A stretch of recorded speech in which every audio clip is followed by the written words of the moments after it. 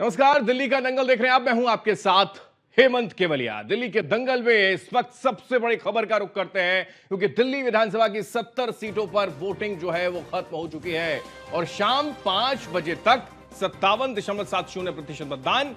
ये बड़ी जानकारी। मुस्तफाबाद का अगर जिक्र किया जाए, मुस्तफाबाद में सबसे ज्यादा मतदान हुआ है। 66.68% मतदान हुआ है। और करोल बाग की अगर बात करें, यहां पर सबसे कम मतदान हुआ।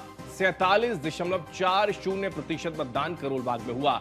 शादरा में 5 बजे तक अगर बात करें तो 61.35% मतदान हुआ है। उधर नई दिल्ली में 5 बजे तक 54.37% मतदान।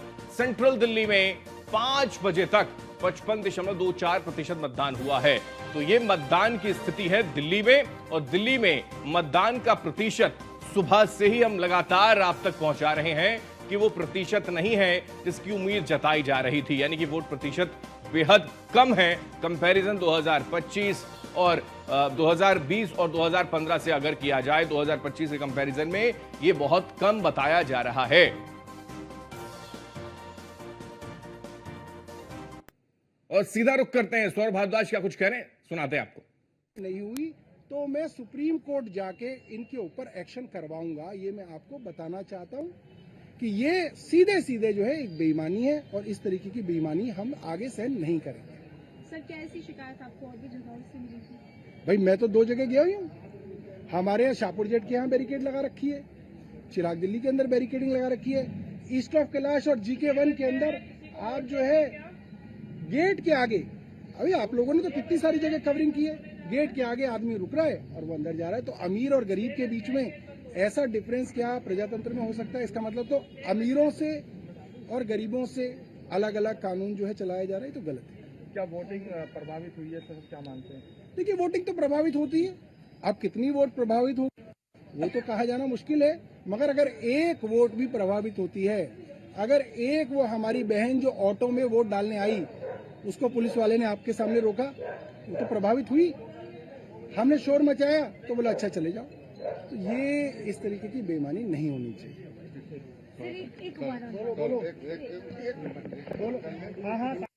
सुन रहे थे कि इस तरीके की बेईमानी नहीं होनी चाहिए। बोगस वोटिंग हो रही है तो कहीं वोट नहीं करने दिया जा रहा है।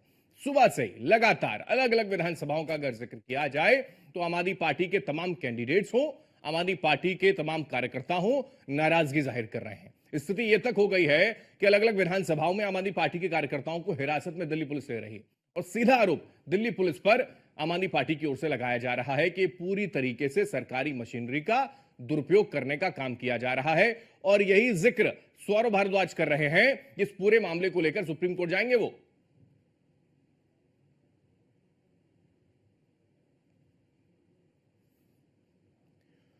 तो लोकतंत्र के महापर्व की तस्वीरें आपको दिखाते हैं कि सुबह से ही कितनी तादाद में लोग निकले और उसके साथ साथ तमाम जनप्रतिनिधियों ने अपने मत का इस्तेमाल भी किया है। ये 4 तस्वीरें आप देख सकते हैं। यहां पर सियासतदानों ने अपने मत का इस्तेमाल किया। अजय माकन ने वोट डाला। दिल्ली के दंगल में अजय शंकर ने भी अपने मत का इस्तेमाल किया। आतिशी ने भी अपने मत का इस्तेमाल किया और स्वाति मालीवाल ने भी वोट डाला है। ये 4 तस्वीरें जनप्रतिनिधियों की, ये 4 तस्वीरें लोकतंत्र के महापर्व में बढ़ चढ़कर हिस्सा लेने वाले इन जनप्रतिनिधियों की इसलिए है क्योंकि यहां से ही ये एक अपील जाती है कि आप लोग भी अपने घरों से बाहर निकलें, अपने मत का इस्तेमाल करें। लेकिन वो प्रभाव बहुत ज्यादा नजर नहीं आया। यही वजह है कि वोट प्रतिशत उतना नहीं है जितनी की उम्मीद की जा रही थी। और ये वोट प्रतिशत अगर उतना नहीं है तो इसके पीछे के मायने क्या है वो भी हम समझेंगे। लेकिन फिलहाल इस सब के बीच एक स्थिति ऐसी है जिसका एलिगेशन लगातार आम आदमी पार्टी की ओर से लगाया जा रहा है कि हमारे जो सपोर्टर्स हैं या फिर हमको मत करने के लिए जो लोग आ रहे थे उनको नहीं आने दिया गया। कई जगह ऐसी स्थिति हुई कि बोगस वोटिंग तक करवाई गई है। यही एक ऐसी वीडियो भी दरअसल इस बीच वायरल हो रही है जिसमें यह तक कहा जा रहा है कि पैसे और शराब तक बांटी जा रही है।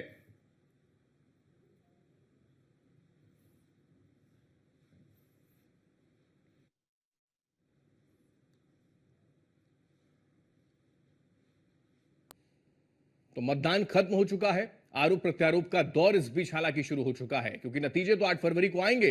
लेकिन उससे पहले क्या कुछ सियासतदानों का कहना है, एक दूसरे पर क्या कुछ आरोप दरअसल लगाए जा रहे हैं, जरा सुनिए। तो गुंडागर्दी तो ऐसी दिखाई आम आदमी पार्टी ने कि पूरा CAA के विरुद्ध पूरा दिल्ली को जला दिए। गुंडागर्दी ऐसी दिखाई कि उनका पार्षद दंगे का मास्टरमाइंड आया।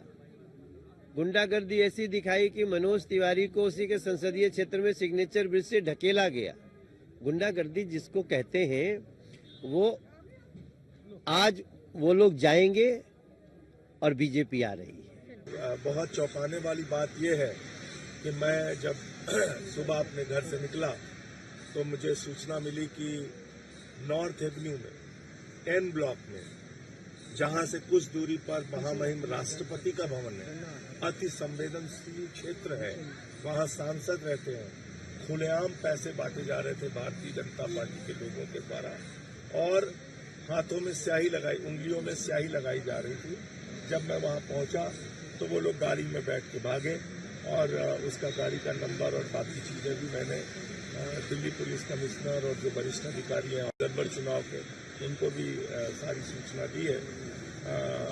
उसके बाद जब मैं थोड़ी दूर और आगे बढ़ा तो सूचना मिली कि वाल्मीकि समाज के हमारे बड़े नेता उदय गिल जी को मंदिर मार्ग थाने में 8:30 बजे से बिना किसी कारण के बिठा रखा है, उनको गिरफ्तार करके रखा है।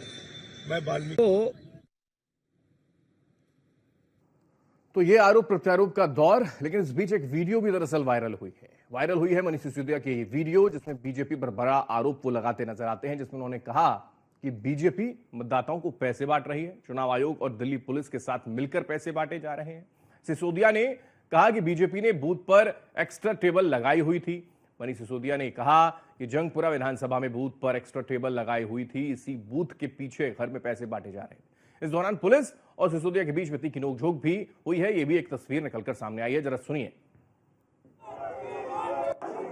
3 टेबल लगा रखी है और इस घर में पैसा बट रहा था, अभी तक सील नहीं किया है, इसको रेड नहीं किया चुनाव आयोग ने। चुनाव आयोग बीजेपी के साथ मिलकर यहाँ पे पैसा बंटवा रहा है, बीजेपी के साथ मिलकर यहाँ पे पैसा बांटा जा रहा है। इस घर में ये घर है, यहाँ पे रेड करवाओ, चुनाव आयोग से मैं कह रहा हूँ रेड करवाइए, यहाँ पे रेड करवाओ। इस घर में पैसा पड़ा हुआ है और ये 3 टेबल बीजेपी की लगवा रखी है प्रशासन ने।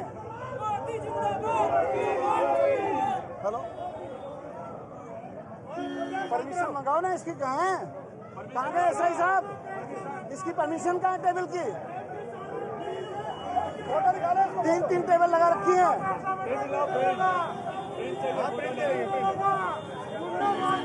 पीवी छोड़ के भागा मोदी, पीवी छोड़ के पुलिस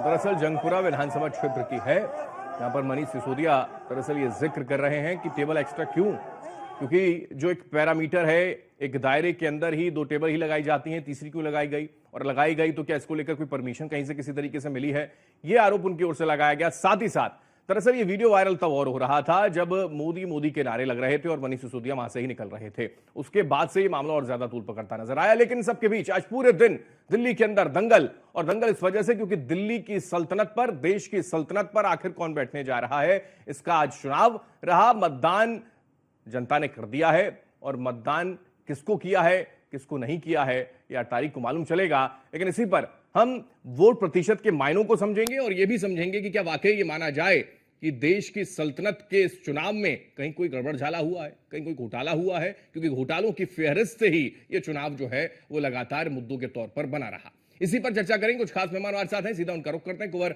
जपेन सिंह हमारे साथ हैं, प्रवक्ता बीजेपी से। कुंवर जी स्वागत आपका। दीपचंद राठौर नेता कांग्रेस से हैं। दीपचंद जी आपका स्वागत है। नवीन गौर हमारे साथ आम आदमी पार्टी के प्रवक्ता है। नवीन जी आपका स्वागत। नेहा शालिनी दुआ हमारे साथ पॉलिटिकल एक्सपर्ट के तौर पर जुड़ी है, बहुत स्वागत आपका। और पीयूष हमारे साथ ग्राउंड जीरो पर लगातार बने हमारे सहयोगी, सीधा उनका सबसे पहले रुख करते हैं। पीयूष, क्या कुछ ताजा अपडेट आपके पास फिलहाल है, क्योंकि वोट प्रतिशत अब तक ये निकलकर सामने आया है कि 5 बजे तक का जो वोट प्रतिशत है वो तकरीबन 60 तक पहुंचा है।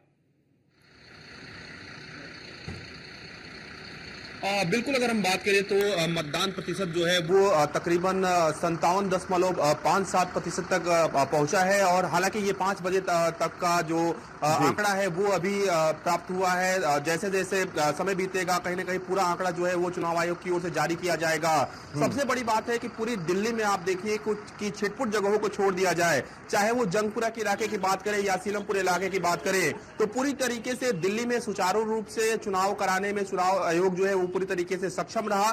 दिल्ली पुलिस के तमाम जो आला अधिकारी हैं वो लगातार कई बूथों पर गए और कहीं ना कहीं उन्होंने वहां पर व्यवस्थाओं का जायजा लिया। इसके साथ ही अर्धसैनिक बलों की तैनाती जो है वो कहीं ना कहीं खासतौर पर वो संवेदनशील बूथों पर कहीं ना कहीं की गई थी। इसके साथ ही आप देखिए कि तमाम तरीके के आरोप प्रत्यारोप भी आज भी लगाए गए। सबसे बड़ी बात है कि जंगपुरा में आपने देखा कि तमाम जो तस्वीर है वो निकलकर सामने आई। मनीष सिसोदिया सहित तमाम जो बीजेपी के नेता है, कार्यकर्ता हैं, उनकी भी वीडियो जो है वो कहीं ना कहीं सोशल मीडिया पर वायरल हुई। इसके साथ ही सीलमपुर इलाके की अगर हम बात करें तो आपने देखा कि ये आरोप लगाया गया भारतीय जनता पार्टी की ओर से और खासतौर पर वहां पर जो कार्यकर्ता मौजूद थे उनकी ओर से कि बुर्का पहनकर जो फर्जी वोटिंग है वो कहीं ना कहीं की जा रही है। हालांकि पुलिस प्रशासन की ओर से ऐसी व्यवस्था की गई थी और कहीं ना कहीं चाहे वो सीलमपुर की बात करें या फिर जंगपुरा की बात करें, दोनों ही जगहों पर पुलिस के जो आला अधिकारी हैं उन्होंने हस्तक्षेप किया और कहीं ना कहीं वहां पर व्यवस्थाओं को फिर से सुचारू रूप से, यानी कि जो मतदान हो रहा था उसको किसी भी तरीके से सुचारू रूप से जारी कराया गया। इसके साथ ही अगर हम बात करें, चाहे शिकायतें भी वहां पर हुई हैं, क्योंकि अभी सौरभ भारद्वाज को हम सुन रहे थे, वो कह रहे थे कि हम सुप्रीम कोर्ट तक जाएंगे इस पूरे मामले को लेकर। तो क्या ये अब स्थिति वही कि शिकायतें होंगी और फिर उसके बाद कोर्ट का चक्कर, फिर सवाल चुनाव पर?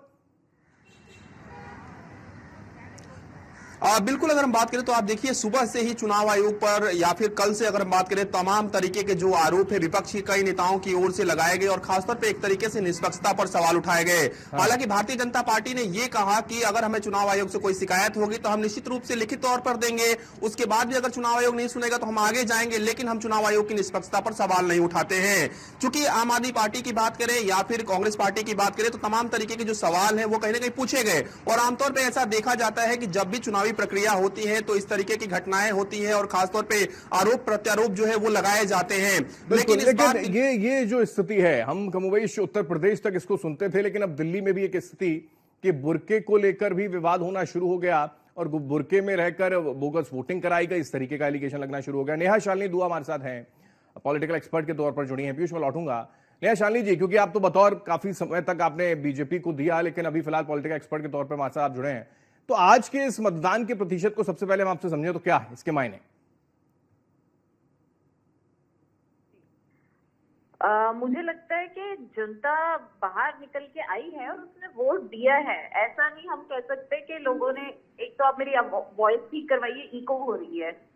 ओके, मैं फिर भी अपनी बात कंटिन्यू रखती हूँ कि वोट प्रतिशत जो है % अभी और बढ़ा है और मुझे लगता है कि अब तो खैर टाइम हो ही गया है कि लोग जो है घरों से बाहर निकले हैं, लेकिन कई जगह पे ऐसी दिक्कत मैंने भी देखी कि जनता को पता नहीं स्लिप्स नहीं मिल पा रही थी, जिस वजह से वो अंदर नहीं जा पा रहे थे, वोट नहीं दे पा रहे थे। ऐसी थोड़ी बहुत दिक्कतें मैंने देखी हैं, बट ज्यादा नहीं। ओवरऑल मेरा ये मानना है कि वोट प्रतिशत बढ़ा है, दिल्ली में घटा नहीं है। लोगों ने चुनाव में पूरा अपना सहयोग किया है और मेरे ख्याल से ये तो अब 2 दिन में पता चल जाएगा कि लोगों का नहीं, ये जो घटनाएं निकलकर सामने आई जिसका जिक्र अभी पीयूष हमारे सहयोगी कर रहे थे और हम लगातार देख रहे हैं कि सुबह से ही कुछ झुटपुट घटनाएं, चाहे जंगपुरा का जिक्र कर लिया जाए, चाहे और जगह पर जो शिकायतें निकलकर सामने आ रही हैं, उसको लेकर कुछ फर्क पड़ता है और फर्क पड़ा है। यही वजह है कि अभी तक 57 लगभग 58% मतदान है। इससे पहले हमने देखा नेहा शालिनी कि 62% तक मतदान किया था 2020 में। तो अगर ये और कम होता है तो कहीं ना कहीं इसको लेकर एक सस्पेंस वाली स्थिति कि शायद ये वोटर्स या तो निराश था या वोट देने के लिए नहीं आया, अगर नहीं आया तो क्यों नहीं आया, या फिर वोट नहीं दे पाया। हाँ, पिछली बार के मुकाबले मैं भी अभी हैरान हुई, ये चौंकाने वाले आंकड़े हैं कि 57% जो है वो लोगों ने वोट दिया है। लेकिन कहीं भी मुझे कुछ ऐसा नहीं लगा कि पुलिस इतनी तैनात थी, मतलब सब जगह पर ओवरऑल पुलिस का अच्छा, मुझे तो इलेक्शन कमीशन को की दाद देनी पड़ेगी कि बहुत अच्छा इंतजाम किया गया था। सारी जगह ही पुलिस की तैनाती थी कि कोई भी ऐसी अप्रिय घटना ना हो, कोई मारपीट ना हो, या जैसे कि आप बता रहे हैं कि बुर्का पहन के कुछ लोगों ने फर्जी वोट, बट मुझे लगता है ये अफवाह है, ऐसा कुछ भी नहीं हुआ। जो है सीधी तरह से लोगों, दिल्ली के लोग बड़े सीधे और दिल वाले हैं, उन्होंने बड़े अच्छे से वोट दिया है। अब जिसको भी वोट दिया है शुक्र है निकल के वोट दिया, लेकिन हम तो अपील करते रहे कि आप लोग बाहर जितना ज्यादा से ज्यादा आएंगे उतना लोकतंत्र के लिए अच्छा है। लेकिन अगर कहीं कुछ लोग नहीं आए तो मुझे लगता है फिर पता नहीं हम समझाने में नाकाम। क्योंकि ये बड़ा महत्वपूर्ण है कि लोकतंत्र का महापर्व और उसमें बढ़ चढ़कर हिस्सा जनता जनार्दन को लेना चाहिए और लेना इसलिए भी ज्यादा जरूरी हो जाता है क्योंकि शुरुआत से ही हमने देखा कैंपेन में, जहां सबसे पहले आम आदमी पार्टी फ्री रेवड़ी कल्चर को लेकर पहुंचती है तो फिर उन्हीं के ट्रैक पर दोनों पार्टियां आ जाती हैं। उसके बावजूद भी इतनी एनर्जी वोटर्स के अंदर नहीं आ रही है, या फिर इसके पीछे की वजह क्या है, खैर वो आगे पता चलेगा। ठीक है, मैं लौट रहा हूं। नवीन गौर जी हमारे साथ हैं, प्रवक्ता आम आदमी पार्टी से। नवीन जी, क्या लगता है फिलहाल अब तक का रुझान आपका क्या समझ में आ रहा है? क्योंकि अभी सौरभ भारद्वाज को भी सुन रहे थे, उन्होंने कहा कि कई जगह छुटपुट घटनाएं हुई हैं, नाराजगी है, शिकायत करेंगे, कोर्ट तक जाएंगे। सर, हेमंत जी, आपको नमस्कार और आपके माध्यम से आपके सभी दर्शकों को भी और मेरे पैनलिस्ट साथी बैठे हैं उनको भी नमस्कार। मुझे थोड़ा आपकी वक्तव्य से थोड़ी कुछ पॉइंट्स पर आपत्ति हुई, जहां पर आप थोड़ा थोड़ा टारगेट कर रहे हैं आम आदमी पार्टी को। आपने जो अपनी ओपनिंग स्टेटमेंट करी उसमें आपने कहा कि मनीष जी कह रहे हैं कि तीन टेबल लगी हुई है, दो क्यों नहीं लगी हुई है। आपने ये नहीं सुनाई दिया कि मनीष जी कह रहे थे कि इस मकान के अंदर पैसे रखे हुए हैं और इस मकान के अंदर रेड पड़नी चाहिए। वो लाइन भी बोली है नवीन जी, शायद आपने पूरा स्टेटमेंट सुना नहीं। मैंने ये भी बोला कि पैसे और शराब को लेकर भी उन्होंने आपत्ति जाहिर की उस वीडियो में, वो साफ साफ सुनाई भी दे रहा है और नवीन जी वो बात कही भी है। अब अपनी बात रखें आप। आपने आमंत्रित करा है मुझे बोलने। बिल्कुल बिल्कुल बिल्कुल। दूसरी बात आपने कही कि आम आदमी पार्टी रेवड़ी कल्चर लेके आई तो दूसरी पार्टियां भी रेवड़ी कल्चर लेके आ गई। मोदी जी चिल्ला कर कह रहे थे कि ये रेवड़ी कल्चर है, और मोदी जी किसी भी राज्य में ना फ्री बिजली दे पाए, ना फ्री पानी दे पाए, ना एक कोई दूसरी से फ्री बस राइड दे पाए महिलाओं के लिए। आम आदमी पार्टी दे पाई और भारतीय जनता पार्टी के पास कोई रास्ता नहीं था। भारतीय जनता पार्टी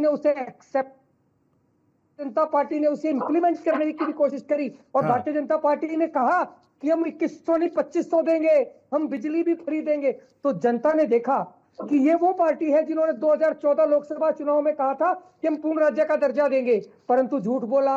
इन्होंने 2014 लोकसभा चुनाव में कहा था कि हम जहां चुकी वहां मकान बनाएंगे, झूठ बोला। तो जनता ने इनके ऊपर भरोसा नहीं करा।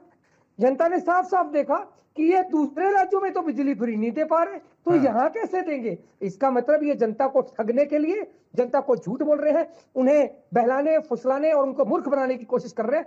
पर देखिए, लोकतंत्र की खूबसूरती है, लोकतंत्र में अधिकार है लोगों को वोट डालकर ये डिसाइड करने का। लेकिन मेरा पहला सवाल आपने शायद ढंग से सुना नहीं। मैंने ये पूछा कि क्या ये स्थिति रही, मैं वोट प्रतिशत पर क्योंकि आ रहा हूं और इसलिए मैं वोट प्रतिशत पे आपसे जानना चाह रहा हूं कि ये जो थोड़ी सी वोट प्रतिशत, क्योंकि जो मुझे लग रहा है कि एक वक्त था 2015 का जब 67-68% तक मतदान होता है, एक वक्त आया 2020 का जब 61 से 62% तक मतदान किया, और अभी एक जानकारी जो अब तक निकल कर आई है वो 57% तक के मतदान की है। तो ये क्या जो एनर्जी नहीं थी मतदाताओं में, या फिर कुछ और वजह है, या फिर जो नाराजगी आम आदमी पार्टी के कार्यकर्ता और तमाम बड़े नेता लगा रहे हैं कि बोगस वोटिंग की जा रही थी, वो लोगों को रोका गया, वोट देने से रोका गया, ये एक स्थिति है? देखिए, मुझे पता नहीं आप इस तरीके से क्यों बात को मोल्ड कर रहे हैं कि हर बात आम आदमी पार्टी की नेगेटिव अप्रोच को दिखाए। बट एनीवेज, मैं ये बताता हूँ, अमूमन ये देखा गया है और पिछले चुनाव में हमारे बहुत सारे राजनीतिक विश्लेषज्ञ साथी भी हैं और लगातार जब हम डिबेट्स में बैठते हैं तो सुनते भी हैं, राजनीतिक विश्लेषज्ञों से भी सुनते हैं। और हमने खुद भी देखा है कि अमूमन जब वोट प्रतिशत कम होता है तो उस समय लोग बदलाव नहीं चाह रहे होते हैं। जब लोग बदलाव चाह रहे होते हैं तो वोट प्रतिशत हमेशा ज्यादा होता है। तो जब भी बदलाव चाहा है जनता ने, तब वोट प्रतिशत गुस्से में लोग निकलते हैं घर से बाहर और वोट डालने जाते हैं। तो इस बार यानी कि इस बार जो पहले वाली स्थिति थी वैसी स्थिति कमोबेश रहने वाली, आप ये कहना चाह रहे हैं? यानी कि जो सीटें हैं उसमें बहुत ज्यादा अंतर नहीं आने वाला, और अगर आएगा तो बहुत ज्यादा नहीं फर्क पड़ने वाला है। ठीक है कुंवर जपेन जी, मैं लौट रहा हूं नवीन जी। कुंवर जपेन जी पूरे आश्वस्त हैं, वो कह रहे हैं कि भाई जितना प्रतिशत हुआ है हम इसके लिए एकदम आश्वस्त हो चुके हैं कि हम तो जीत रहे हैं। वो अलग बात है कि शिकायतें भी कर रहे हैं साथ के साथ। इससे इनकार नहीं, आपने जो सवाल पूछा मैंने जवाब उसके लिए, जो आपने सवाल पूछा शिकायतों का सवाल करो, शिकायतों पे बात होगी तो शिकायतों की भी बताऊंगा। सामना कर रही है, इससे इनकार नहीं किया जा सकता। दिल्ली की जनता के मन में आम आदमी पार्टी के प्रति जो आक्रोश है, वो आक्रोश आज वोट के रूप में आम आदमी पार्टी के खिलाफ निकलकर सामने आया। अनेकों 57% वोट पड़ी, अनेकों विधानसभाओं में ये प्रूफ हो चुका है। कांग्रेस डेफिनेटली बैक करती हुई दिख रही है कि आम आदमी पार्टी ने जो कांग्रेस को नुकसान दिया उसकी भरपाई के लिए कांग्रेस के कार्यकर्ताओं ने जी तोड़ मेहनत करी तो निश्चित तौर पर नवीन कांग्रेस जी तो कह रहे हैं कि को वोट समझ में आ प्रतिशत गया अगर कम कि है तो वो जो वर्तमान में सरकार है उसके साथ ही है जनता, नहीं देना किसी को, नहीं बदलाव करना है उनको, इसलिए वो कम प्रतिशत है, वो तो ये कह रहे हैं। सांच को वांच क्या, और कहते हैं ना कि हाथ कंगन को वारसी क्या और पढ़े लिखे को फारसी क्या। 8 तारीख को रिजल्ट्स हैं, पता चल जाएगा। भारतीय जनता पार्टी के प्रति जो लोगों का स्नेह और लोगों में, वोटरों में जो जोश देखा गया, वो जोश आज निकलकर वोट के रूप में निकलकर सामने आया है। 8 तारीख को नतीजे आने हैं, पता चल जाएगा। भारतीय जनता लेकिन एक बड़ा जो पार्टी एलिगेशन बीजेपी पर लग रहा है, से सरकार आज का की ये जो मशीनरी का चुनाव दुरुपयोग है, किया गया है, चाहे वो नवीन जी कह रहे हो, सौरभ भारद्वाज को भी हमने सुना, दीपचंद जी भी थोड़ी देर में बोल देंगे कि कहीं कहीं आपने एक अड़चन डालने का प्रयास किया है, उसमें कामयाब नहीं हो पाएंगे आप, वो अलग बात है, ये कहना है उनका। लेकिन ऐसा क्यों? जब सरकारें जाने वाली होती है ना हेमंत जी, हाँ। और जब सच्चाई नजर आ रही होती है तो इसी तरह के आरोप लगते हैं, सभी लगाते हैं। आज ये लगा रहे हैं, इन्हें पता कि इनकी विदाई का कुछ समय कमेंट करने में लूंगा, ये अब जाने वाले हैं, तो इस तरह के आरोप ठीक है, ये लगाएं। आरोप लगाना एक, ये भी एक राजनीति का एक ये पहलू नहीं, आरोप नहीं लगा रहे, वो तो कह रहे हैं कि भाई ये क्या हो रहा है हमारे साथ, लोकतंत्र में क्या हो रहा है, वो तो ये कह रहे हैं। आप लोग तो सत्ता को छीनने का प्रयास कर रहे हैं, वो ये कह रहे हैं। ठीक है, दीपचंद जी कुछ कह रहे हैं, फिर नेहा शालिनी जी आपके पास आऊंगा। दीपचंद जी। आदरणीय हेमंत जी, आपको और आपके दर्शकों और सभी पैनलिस्टों को मेरा नमस्कार। देखिए, आचार संहिता का आचार कैसे पड़ता है वो हम सबने देखा। एक तरफ परवेश वर्मा जी लगातार पैसे, जूते बांट रहे हैं, साड़ियां बांट रहे हैं। दूसरी तरफ केजरीवाल जी पंजाब से शराब लाके बांट रहे हैं, पैसे दारू बांट रहे हैं। लोकतंत्र में अगर, मेरे हिसाब से लोकतंत्र में अगर आचार संहिता लग जाती है तो किसी भी तरह का लालच, लोभ प्रबंधन देना कानून के खिलाफ है। हाँ। और मेरी विधानसभा के अंदर अभी भारतीय जनता पार्टी के जो प्रवक्ता यहाँ दम भर रहे हैं, मैं आपको बताना चाहूंगा कि मेरी विधानसभा के अंदर में विध्वासन विधानसभा है, जहाँ से भारतीय जनता पार्टी के प्रत्याशी हैं कैलाश गहलोत जी, जो आज कम से कम 200-250 गुंडों के साथ घूम रहे हैं और वहां पर मारपीट कर रहे हैं। ये निकाल सत्य मैं आपको बताना चाहूंगा। और हाँ। पुलिस प्रशासन मुख्य दर्शक बनकर देख रहा है, उसके खिलाफ कोई कानून कार्रवाई नहीं हो रही है। और कांग्रेस पार्टी, जो आपने कहा ना कि वोट प्रतिशत कम क्यों हो रहा है, कारण यही है कि दोनों ही पार्टियां एक दूसरे को डरा धमका रही है। पब्लिक के अंदर भय का माहौल बना रखा है इन दोनों पार्टियों ने। और इस बार के अंदर मैं आपके चैनल के माध्यम से फिर से कहना चाहूंगा कि कांग्रेस पार्टी दलित, पिछड़ों, अल्पसंख्यकों की लड़ाई लड़ने का काम कर रही है। और देखिए, दिल्ली का सियासी मुद्दा, दीपचंद जी, बड़ी विचित्र स्थिति हो जाती है। कुछ महीने पहले एक साथ गलबैया बनाकर जो है करके चुनावी मैदान में ताल ठोकी जा रही थी, लेकिन कुछ महीनों के बाद ही एक दूसरे के खिलाफ चुनावी मैदान में ताल ठोकी जाती है। विधानसभा में जाके देखो तो खींचातानी, नोरा कुश्ती पिछले 10 सालों से आपदा विपदा के बीच में चल रही है। उससे दिल्ली के लोग परेशान है। और मुझे लगता है कि बहुत बड़ा दुर्भाग्य है कि दिल्ली की राजधानी में पिछले 10 सालों से वही मुद्दे हैं कि पानी पीने योग्य नहीं है, गंदा पानी है, जल भरा हुआ है, सड़कें टूटी हुई है, चारों तरफ कचरा, प्रदूषण बढ़ता जा रहा है, दिल्ली गैस चैम्बर बन चुकी है। और 3 बार के दिल्ली के मुख्यमंत्री रहे केजरीवाल जी, दिल्ली में कुछ विकास नहीं करा। वो लेकिन दोनों ही पार्टियां कह रही हैं आप तो रेस में ही नहीं है, वो तो मानते हैं कि आप तो रेस में ही नहीं है, आप तो नंबर 3 पर भी आ जाए तो भी गनीमत होगी, वो तो ये कह रहे हैं। 2 बार जमानत जब्त हो गई। अहमद जी, आपके चैनल के माध्यम से कह रहा हूँ, कांग्रेस पार्टी अब की बार 50 से 60 सीटों पर त्रिकोणीय मुकाबला लड़ रही है और 35 से 40 सीटों पर हम सीधे मुकाबले में। और इस बार नहीं, सरकार बना रहे हैं आप, सरकार बना रहे हैं आप, बिल्कुल सरकार बनाई गई। मैं आपके चैनल के माध्यम से ठीक लगा लो, थोड़ा ठीक लगा लो, ज्यादा हो गया। अरे नवीन गोयल जी, आपसे तो विदाई जैसी आपने भी कहा ना कि हमने बड़े रेवड़ी की तो बातें कर रहे थे अभी आप, तो आपको बताना चाहूंगा, आपने शराब, मैं बस इतना कह रहा हूं, थोड़ा ठीक लगा लो, रेट थोड़ा ज्यादा हो गया, घोटाले करके थोड़ा ज्यादा हो गया, ठीक काम करा है। और जो आप बता रहे हो कि हमने मुफ्त में बिजली और पानी दे रहा हूँ, नवीन जी कह रहे थोड़ा सा आपने जो आकलन किया है वो बहुत ज्यादा हो गया, थोड़ा सा कम बता दीजिए, जैसे कि कभी बैठेंगे 8 तारीख को हम, तो फिर आप बताने में थोड़ा सा असमर्थ हो जाएंगे। सर ठीक है, नेहा शालिनी जी इस पे कुछ कमेंट करना चाह रही है, नेहा जी कह दीजिए, उसके बाद आ रहा हूं मैं नवीन जी आपके पास। हेमंत जी, जैसा आम आदमी पार्टी के नवीन जी और कांग्रेस के जो राठौर जी हैं, शायद राठौर जी उनका नाम, तो ये जो कह रहे हैं दोनों के शासन प्रशासन का दुरुपयोग किया गया है इलेक्शन में, तो ऐसा मुझे बिल्कुल नहीं लग रहा, क्योंकि ये देश की राजधानी दिल्ली है, यहाँ कोई अपना मतलब गुंडागर्दी नहीं कर सकता, कोई भी पार्टी, चाहे अगर कोई आम आदमी पार्टी पे इल्जाम लगा रहा है तो मुझे वो भी गलत लग रहा है, बीजेपी पे लगा रहा है तो वो भी गलत है। मतलब बीइंग एक दिल्ली की नागरिक होने के नाते मैं ये कहना चाहूंगी कि ये देश की राजधानी दिल्ली है, यहाँ पढ़े लिखे लोग हैं, पढ़े लिखे वोटर्स हैं, यहाँ इनको डरा धमका के या लालच दे के कुछ नहीं किया जा सकता। तो ये एक फेयर चुनाव है। हाँ, परसेंटेज जो कम हुई है उसका वो चिंता का विषय है।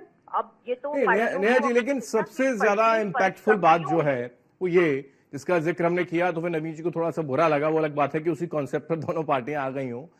फ्री का जो एक डोज देने का प्रयास हुआ शुरुआत से, तो क्या उसी के इर्द गिर्द चुनाव चलता है दिल्ली के अंदर? और देश की राजधानी है दिल्ली, उसमें फ्री कॉन्सेप्ट पे ही चुनाव लड़ा जाता है और लड़ा गया, कैंपेन तो वहीं तक रहा मुझे लगता है।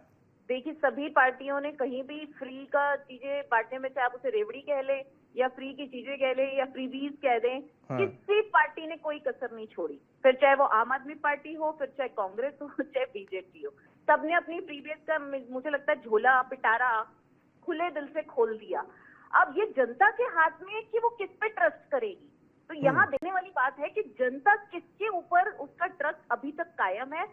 अब ये, क्योंकि ये तो देखिए आज मुझे लगता है कि सर्वेस भी आ जाएंगे, थोड़े कुछ ही घंटों की बात है, हर का ओपिनियन पोल भी आ जाएगा, तो पता चल जाएगा हर चैनल पे कि क्या जनता का मूड है। लेकिन जो परसेंटेज कम हुई है कहीं ना कहीं वो मुझे लगता है कि गलत है। क्यों लोग बाहर नहीं निकल के आए, ये एक बहुत बड़ी बात है। क्योंकि जहां तक हमेशा कहा जाता है कि सैटरडे संडे को सैटरडे या फ्राइडे ना कराओ, क्योंकि लोग छुट्टी मनाने चले जाते हैं। ठीक है, तो इस बार इलेक्शन कमीशन ने बहुत अच्छा कदम उठाया कि फ्राइडे और सैटरडे को चूज नहीं किया। लेकिन उसके बावजूद भी अगर कम जनता आई है तो ये तो सोचने का विषय है सभी पार्टियों के लिए कि वो क्या जनता को मतलब अपनी तरफ रुझान नहीं कर पाए। और जनता का मुझे तो ऐसा ही लग रहा है कि जनता को वो समझा ही नहीं पाए, या तो ठीक है शालिनी जी, लेकिन आपका आकलन क्या कहता है, क्या स्थिति है वर्तमान में दिल्ली के अंदर, क्या लगता है? क्योंकि हर कोई अपने अपने दावे कर रहा है, चाहे अभी खुद दीपचंद ने तो कह दिया कि 40-42 सीटों के साथ हम आ रहे हैं।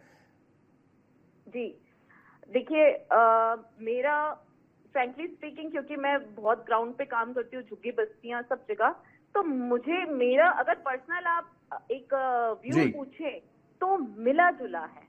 जनता कई जगह पर बदलाव चाहती है और कई जगह पर बिल्कुल नहीं चाहती। कई जगह पर उनको लगता है कि आम आदमी पार्टी ने अच्छा काम किया है, लेकिन कई जगह पे बहुत नाराजगी है आम आदमी पार्टी से। और वो क्यों है?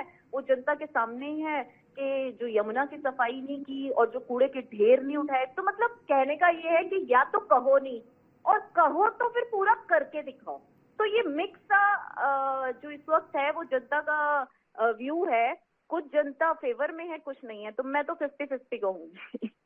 कुंवर जपेन जी, ये जो एलिगेशन का जिक्र हमने किया, लेकिन दूसरी तरफ ये तक आपत्ति होनी शुरू हो गई कि देश के प्रधानमंत्री नरेंद्र मोदी चले जाते हैं महाकुंभ और वहां पर एक ऐसा माहौल बनाने का प्रयास कि इसकी सीधी चोट दिल्ली में विरोधियों को दी जाए। विरोधियों को भी इसको लेकर आपत्ति हो गई। बताइए जी, कैंपेन करने चले गए, इसको क्या जो आपत्ति है विरोधियों की, विपक्ष के नेताओं की, क्या कहेंगे? देखिए महाकुंभ में और दिल्ली के चुनावों को आपस में जोड़ना ये विरोधियों की मजबूरी बन चुका है, क्योंकि यथार्थ को विरोधी जानते हैं। विरोधी जानते हैं कि आज जनता उनके पक्ष में नहीं है, जनता भारतीय जनता पार्टी के पक्ष में है।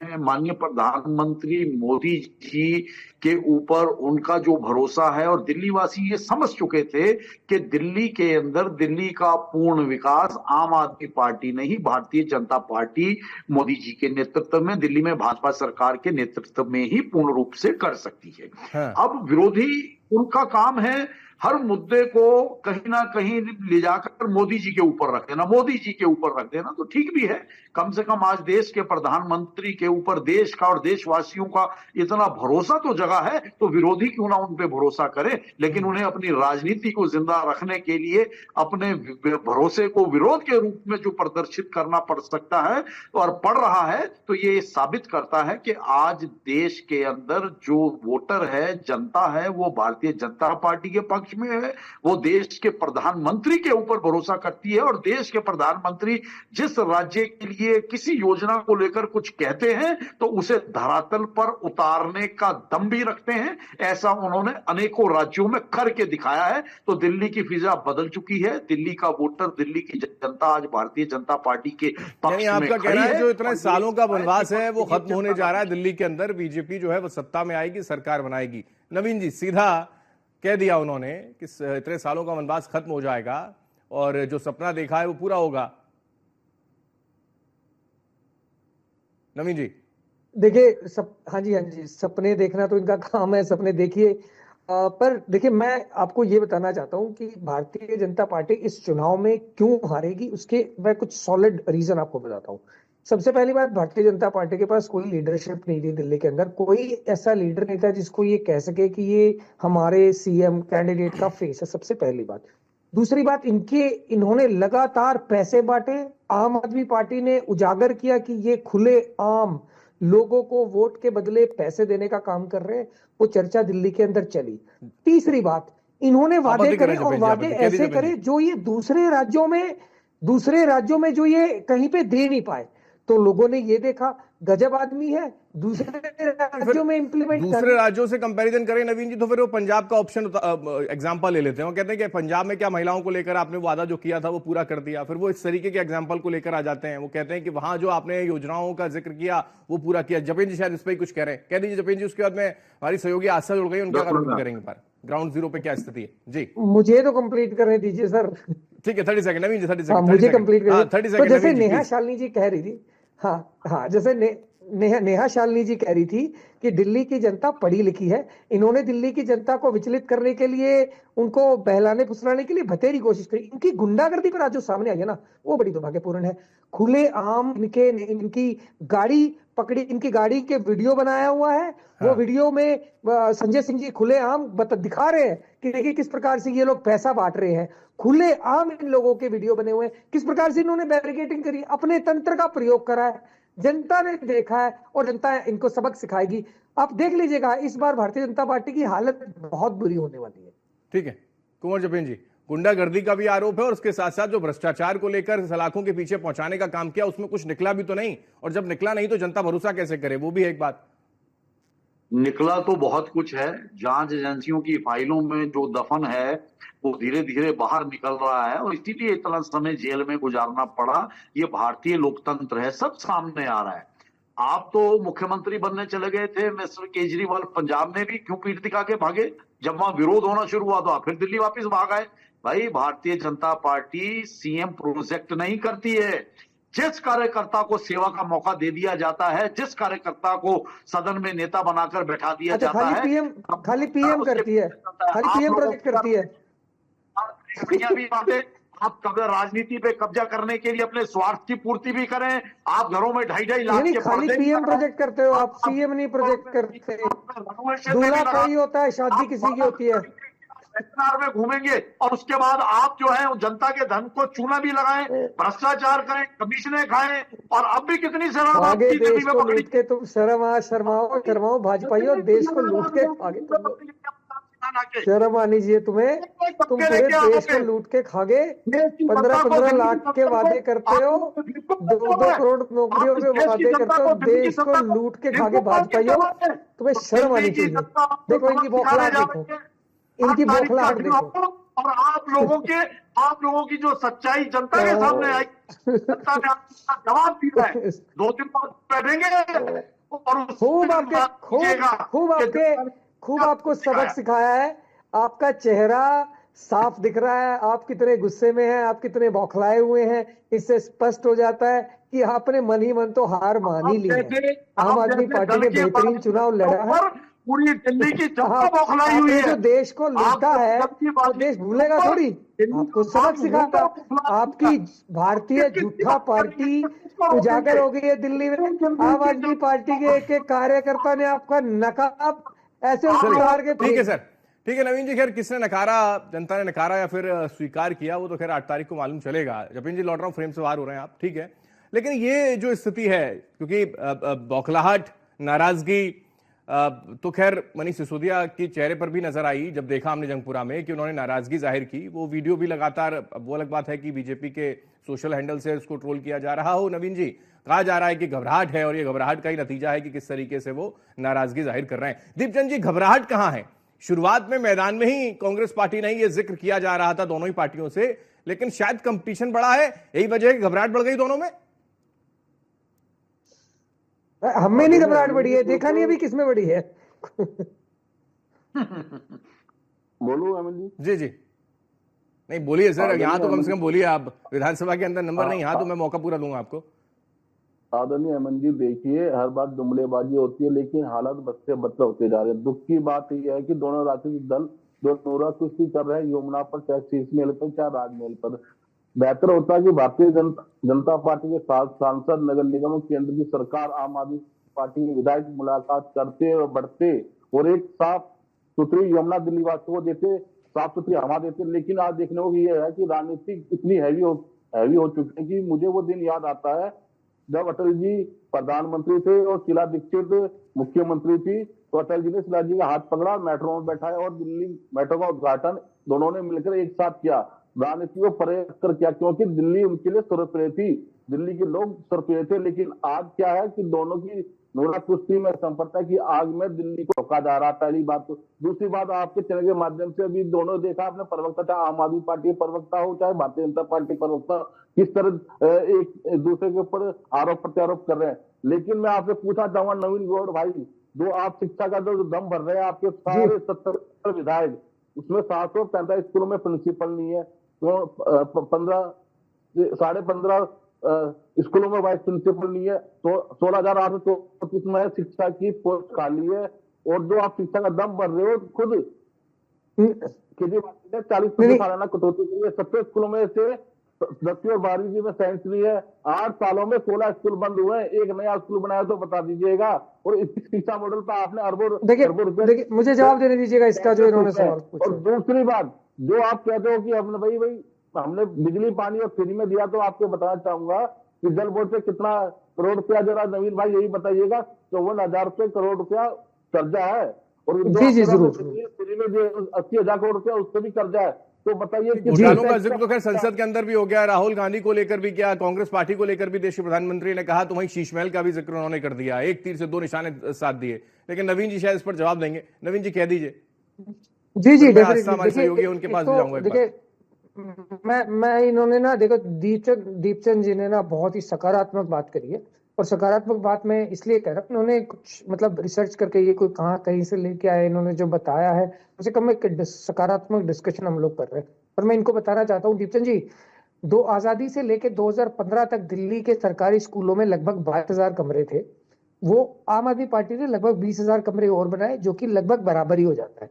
अब मैं आपको बताना चाहता हूं कि दिल्ली में क्या बदलाव हुआ है एजुकेशन में। 6,554 करोड़ रुपए का बजट होता था जब आपका राज था दिल्ली के अंदर। आम आदमी पार्टी की सरकार बनने के बाद आज अगर बजट की बात करें, 16,396 करोड़ रुपए, 2.5x इंक्रीज हुआ है दिल्ली का बजट। 2015 में 34,142 पक्के मतलब रेगुलर कर्मचारी थे एजुकेशन डिपार्टमेंट में। अभी 47,914 रेगुलर एम्प्लॉय है। रवीन जी, ये तो खैर डिलीवर हो गया जनता तक, और जनता तक डिलीवर होने के बाद मतदान भी हो गया। ठीक है, ये चीजें फिर डिस्कस करेंगे, फिर कभी डिस्कस करेंगे, और शायद हो सकता है कि 8 तारीख को मौका मिले आपको तो आप डिस्कस भी कर लें। आस्था मेरी सहयोगी है, एक बार उनका रुख कर लेता हूं। ग्राउंड जीरो पर लगातार बारीकी से उन्होंने पूरी रिपोर्टिंग दिल्ली के चुनाव में की। आस्था, क्या ऑब्जर्व आपने किया? और जो वोट प्रतिशत तक का हम जिक्र कर रहे हैं शुरुआत से ही, वो नहीं है जितनी उम्मीद की जा रही थी। ये क्यों नहीं है? हालांकि उसका अलग अलग आकलन है। कहीं ये कहना है कि अगर कम प्रतिशत है तो फिर वर्तमान में जो सत्ता में काबिज है उसी पर भरोसा, उसी पर एतबार जनता ने जताया है, या फिर कहीं का ये भी कहना है कि अगर ये थोड़ी से वोट प्रतिशत कम है तो किसी से नाराजगी भी है शायद। आस्था, क्या ग्राउंड जीरो पर हकीकत? बिल्कुल हेमंत जी, मैं अभी आपको भी सुन रही थी और तमाम हमारे पैनल पर जो पैनलिस्ट बैठे हुए हैं उनको भी मैंने सुना। देखिए, इस बात को लेकर के मैं यही कहना चाहूंगी कि समझने ही नहीं देती सियासत हमको सच्चाई, कभी चेहरे नहीं मिलते, कभी दर्पण। और लिहाजा अगर दिल्ली की राजनीति को देखें तो यहाँ पर पूरी तरीके से यही देखने को मिल रहा है, क्योंकि इसमें पूरी तरीके से अगर देखा जाए तो वो 4 अहम मुद्दे जिसके तर पर पूरी तरीके राजनीति गरमाई और राजनीति गरमाने के बाद अब मतदान भी हो चुके हैं। देखिए, सबसे पहले अगर बात करी जाए तो जनता के सामने जो फ्री योजनाओं की चीजें रखी गई, हर राजनीतिक दल ने अपनी अपनी तरफ से फ्री योजनाओं की बात करी। किसी ने संकल्प पत्र निकाला तो किसी ने उन योजनाओं को रखा। दूसरी तरफ अगर हम बात करें तो दिल्ली की राजनीति में कभी जातिवाद नहीं देखा गया, लेकिन यहाँ पर सॉफ्ट हिंदुत्व की राजनीति को भी देखा गया, जिस तरह से आम आदमी पार्टी ने पुजारी योजना को लेकर के हमारे सामने है।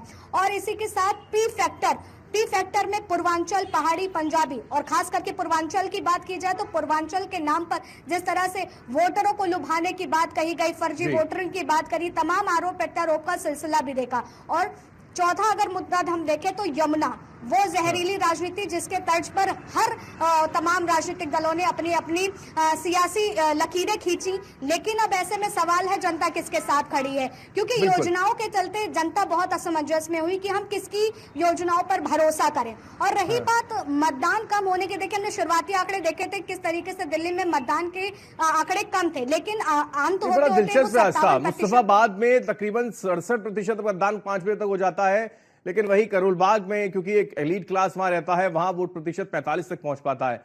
इसके भी मायने अलग अलग तरीके से निकाले जाते हैं। बिल्कुल, अगर देखा जाए तो अक्सर ये बात कही जाती है कि जितने स्लम्स एरिया यहाँ दिल्ली में जितने मिडिल क्लास व्यक्ति है वो ज्यादा से ज्यादा जा करके वोट करता है। हालांकि देखा जाए तो इलेक्शन को लेकर के इलेक्शन कमीशन से भी पूरी तरीके से वर्किंग डे पर वोटिंग रखी थी कि कोई भी वीकेंड की छुट्टी पर बाहर ना जाए, लेकिन उसके बाद भी वोट प्रतिशत उस हिसाब से जितने भी पॉश एरिया है वहां पर नहीं देखा गया। लेकिन जितने भी अगर हम देखा जाए स्लम्स एरिया पड़ते हैं या जितने भी आसपास के एरिया है जैसे सीलमपुर हो गया, जैसे मुस्तफाबाद की भी आपने जिक्र किया, वहां पर उस तरीके से वोट पड़े। क्योंकि देखिए इसके पीछे की एक बड़ी वजह भी है, अगर देखा जाए तो दिल्ली में 67% मिडिल क्लास का तबका रहता है और वही यहाँ पर जो है रोजाना अपनी रोजी रोटी की कमाई के लिए बिल्कुल मिडिल क्लास का जिक्र आपने किया और मिडिल क्लास को लेकर एक प्रभाव डालने का प्रयास किया बजट में। कुंवर झुपेन जी शायद इस पर कुछ कहना जरूर चाहेंगे। मिडिल क्लास पर टारगेट करते हुए 70% मिडिल क्लास रहता है दिल्ली के अंदर और उसका फायदा मिलेगा, 12 लाख तक टैक्स फ्री कर दिया, ये प्रलोभन कामयाब हो जाएगा क्या कुंवर झुपेन जी, क्योंकि इसको लेकर लगातार चर्चाएं करते रहे उस वक्त। देखिए इसे आप और अब तो ये तक कहा जा रहा है कि अब डुबकी लगा ली है आम आदमी पार्टी डूब जाएगी, सोशल मीडिया पे चल रहा है। नहीं देखिए इसे प्रलोभन कहना बिल्कुल गलत होगा, क्योंकि ये योजना पूरे देश के नागरिकों के लिए है। और जिस तरह से फ्लेक्सिबिलिटी के साथ भारतीय जनता पार्टी आर्थिक मुद्दों को लेकर हमेशा कुछ बेहतर करने का प्रयास करती रही है, ये उसका नतीजा है। ये 12 के बाद 15 भी होगा, 18 भी होगा समय के साथ साथ, क्योंकि आप ये देखिए कि इस विकासशील भारत को विकसित भारत के रूप में तब्दील करना ये माननीय प्रधानमंत्री मोदी जी का स्वप्न है, केंद्र सरकार का स्वप्न है। सभी देश के अंदर नागरिक भी चाहते हैं कि हम इस विकासशील भारत की सीमाओं से बाहर निकलकर एक विकसित लेकिन ये वही जिक्र, क्योंकि एक तरफ वो जिक्र करते हैं कि रेवड़ी कल्चर के हम खिलाफ हैं, खुद देश के प्रधानमंत्री ने एक मंच के माध्यम से कहा, लेकिन फिर उसी पर आना पड़ा और उसी के जरिए चुनावी वैतरणी पार करनी पड़ रही है। तो क्या ये माने जाए कि कॉपीराइट है आम आदमी पार्टी का? 2014 के बाद से भारत विश्व की 5वीं बड़ी अर्थव्यवस्था के रूप में पहचाना जाने लगा है। बहुत जल्दी ही विश्व के अंदर 3री बड़ी अर्थव्यवस्था के रूप में इस देश की पहचान बनेगी, ऐसा माननीय प्रधानमंत्री मोदी जी का प्रयास है। और उसी प्रयासों पे जो आर्थिक हमारे जो रेगुलेशन नेहा जी इस पे कमेंट कर रही है, नेहा जी कर दीजिए। 1275 तक जी, मैं यही कहना चाहूंगी कि जो भी ये ऑब्जेक्शन रेज कर रहा है कि प्रधानमंत्री जी वहां डुबकी लगाने क्यों गए, तो ये तो किसी का भी पर्सनल वो है, अपनी चॉइस है कि कोई कभी भी जा सकता है। ठीक है, अभी चुनाव थे वो नहीं गए, या चुनाव तो चलिए चलते ही रहते हैं, मतलब ये हर किसी का बीइंग अ पीएम, वो इंसान भी है, उनकी मर्जी, वो जब मर्जी जाए। तो ये जो लोग कह रहे हैं कि वो अभी गए डुबकी लगाने, बड़ा गलत है, इसको गलत मान रहे हैं, मैं इसे गलत नहीं मानती। आज इलेक्शन दिल्ली की खत्म हुए, मैं भी काम कर रही थी और मैंने भी सोचा था कि आज जाऊं, लेकिन क्योंकि आज इलेक्शन थी इसलिए आज नहीं, हम कल चले जाएंगे। तो ये तो पर्सनल किसी का भी व्यू है, कोई कभी भी जा सकता है, वहां कोई ये नहीं लिखा हुआ कि ये नहीं आ सकता, वो नहीं आ सकता। विपक्ष भी जा सकता है, पक्ष भी जा सकता है, सत्ता भी जा सकती है, जो सत्ता से बाहर है वो भी जा सकते हैं, आम भी जा सकते हैं, हर कोई जा सकता है। यही सवाल, क्योंकि यही सवाल हमने कई बार पूछा है, यही सवाल एक बार दीपचंद जी से पूछ रहे थे। दीपचंद जी, अगर देश के प्रधानमंत्री डुबकी लगा रहे हैं तो आस्था का महाकुंभ है, डुबकी लगा रहे हैं वो। आप लोग तो खैर अयोध्या नहीं पहुंचे और महाकुंभ में भी पहुंचेंगे या नहीं पहुंचेंगे अभी तक तो सस्पेंस है सर। दीपचंद जी, और इसमें फिर वोट का क्या लेना देना? आदरणीय हेमंत जी, देखिए प्रधानमंत्री महाकुंभ जा रहे हैं, अच्छी बात है, लेकिन आज 1 घंटा 48 मिनट में अपने भाषण में एक शब्द शिवजना का तो उन सरदौलों के लिए कह देते हैं जिनकी कुंभ में कुचल कर जान चली गई, जिसका कोई पिता होगा, किसी की बहन होगी, किसी का भाई होगा, किसी की माँ होगी, उसके बारे में कह देते, उन्होंने एक शब्द नहीं कहा। दूसरी बात मैं आपके चैनल के माध्यम से कहना चाहूंगा कि योगी जी से कि आज कुंभ की इस दुर्घटना को 8 दिन हो चुके हैं, पर उनकी अभी तक रिपोर्ट सार्वजनिक नहीं करी गई है जी। ये भी देखने योग्य है। और जो मेरी बहन है पॉलिटिक्स में, ये शायद मुझे पता है, आप पहले भारतीय जनता पार्टी प्रवक्ता थे। ठीक है, लेकिन ये प्रोजेक्ट करने का तो पूरा प्रयास बीजेपी हमेशा करती है और आप उस पर डिफेंड बार बार करने का प्रयास करते हैं, लेकिन हो नहीं पाता कि सनातन विरोधी हैं, सनातन का सम्मान करते तो पहुंचते, वहां पर स्नान करते, संगम के तट पर पहुंचते, ना अयोध्या पहुंचे ना महाकुंभ पहुंचे, और यही वोट कहीं और शायद शिफ्ट हो जाता है। लेकिन मैं लौट रहा हूं दीपचंद जी, एक नवीन जी से एक सवाल ले लूं मैं। नवीन जी, शीश महल और साफ पानी का एक मसला क्या परेशान कर गया इस चुनाव में या नहीं? नहीं, देखिए, हमने भारतीय जनता पार्टी ने जितनी चालें चली ना, तो हमने उनका नकाब उतारते रहे हम साथ साथ। शीश महल का जिक्र करा, पर राजमहल का जिक्र तो इन्होंने कतई नहीं करा। राजमहल का जिक्र नहीं करा कि राजमहल में कहाँ कहाँ कौन कौन से स्विमिंग पूल बन रहे हैं, वहां पर क्या क्या सुविधाएं दी गई हैं। और अरविंद केजरीवाल जी ने तो कहा कि जो ये जिसको आप चिल्ला चिल्ला के शीश महल कह रहे हो, उस शीश महल को ओपन फॉर पब्लिक कर दो, let the people see what exactly is that. ये कभी कहते हैं वहां पे स्विमिंग पूल लगा हुआ है, वहां पे कुछ लगा हुआ है, ना तो वहां पे कोई स्विमिंग पूल मिला इनको। ये झूठ झूठ झूठ। मतलब इस चुनाव में भारतीय जनता पार्टी खुल्लम खुल्ला एकदम इनका पूरा लॉन्च हो गया है, भारतीय झूठा पार्टी के नाम से खुल्लम खुल्ला लॉन्च हो गया इनका। सबसे पहली बात। दूसरी, अब कांग्रेस के जो प्रवक्ता साथी हमारे बोल रहे थे, दीपचंद राठौर जी, मुझे बहुत अच्छा लगा, पर मुझे इनकी बातों में थोड़ा ये दिखाई दिया कि इनको भाजपा से परेशानी नहीं है, इनको परेशानी ज्यादा आम आदमी पार्टी से है, क्योंकि इनका पूरा जो अपने दगा देते हैं तो परेशानी तो आएगी ना नवीन जी। अभी 24 तक आप साथ लेके चल रहे थे, कदम से कदम मिला रहे थे, और अब एकदम से आप वहां पर आम आदमी पार्टी और कांग्रेस पार्टी अलग अलग हो जाती तो थोड़ा सा पेट में दर्द तो होगा ना सर, इसलिए तो नाराजगी जाहिर कर रहे हैं वो अपनी। मैं माफी चाहूंगा कंवर जी, मैं नहीं कमेंट नहीं ले पाऊंगा, वक्त की कमी है, चर्चा को विराम देना होगा। दीपचंद जी शुक्रिया, अमीन जी शुक्रिया, कंवर जी बहुत शुक्रिया, शाली दुआ जी बहुत शुक्रिया आपका, और आशा बहुत शुक्रिया तमाम जानकारी हम तक पहुंचाने के लिए। लेकिन इस बीच एक बड़ी खबर का रुख कर लेते हैं। इस वक्त की एक बड़ी जानकारी सामने आ रही होगी, कैबिनेट की बैठक जो है वो खत्म हुई, और इस बैठक में सबसे महत्वपूर्ण बात यह कि बैठक खत्म होने के बाद 11 प्रस्तावों पर मोहर लग गई है। सरकार ने 2025-26 की आबकारी नीति को मंजूरी दी है। लॉटरी सिस्टम से जारी होंगी आबकारी विभाग की दुकानें, तो लॉटरी सिस्टम लागू किया जाएगा और उसके जरिए ही ये जो आबकारी विभाग की जो दुकानें हैं उनको जारी किया जाएगा।